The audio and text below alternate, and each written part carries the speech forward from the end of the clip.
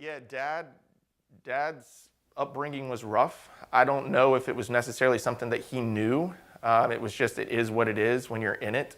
But there wasn't a lot of money. My grandmother stayed at home. My grandfather worked in civil service and didn't really make a lot of money, and it was him and my aunt. So my dad and my aunt, I believe, shared one room without a door.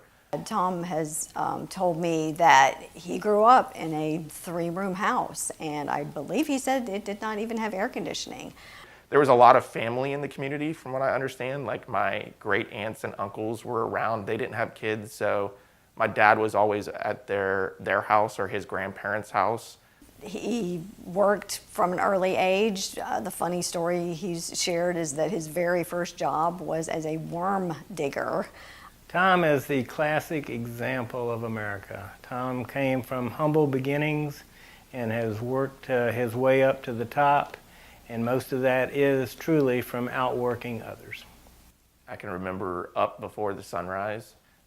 He would make sure that we were fed, and then we were dropped off about as early as you could be dropped off at school. He'd pick us up. We were probably one of the last ones that got picked up because he was at work so long. He'd feed us, cook us a meal every night. There was not takeout or stuff like that. So he'd make us a hot meal and do our baths, get us in bed. And then I can remember a babysitter coming over most nights. He'd go back to the office and work for another 3-4 hours, and then come back and sleep for 5 hours and get up and do it again.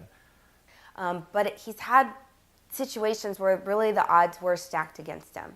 And he never used it as an excuse not to give 120%. To think back to my childhood, I think of riding in a Volvo with a trailer of windsurfers behind the car to the beach on Sundays after church. Always music, no TV. But the stories I've heard is that he would work a 12-hour, 10-hour shift for his military career in Fort Walton Beach, then drive to come to night classes at Pensacola State College, then drive back and do that every day. And that's the type of person that doesn't make an excuse of why not to finish their education. Tom is just a good guy. He is the type of friend that you would want in your corner. He is the type of person that you would want to invite to your party.